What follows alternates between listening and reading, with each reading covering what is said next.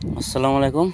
এখন এই ছাতু আঁশের কীভাবে লাগানো হয় দেখাবো। তাই আমি এটা খুলে দেখে নিছি ভিতরে ওয়াশারটা আছে কিনা, আমি খুলে দেখেছি।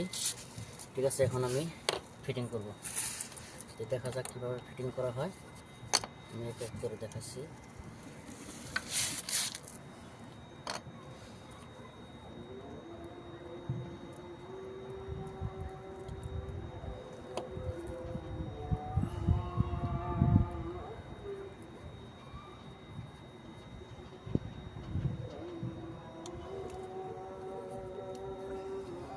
এটা লাগানোর উদ্দেশ্য, পরবর্তীতে যদি এটা কোনো সমস্যা হয় তো এইভাবে কাটতে হবে না, যে আমি এখন যেভাবে কাটলাম। ঠিক আছে।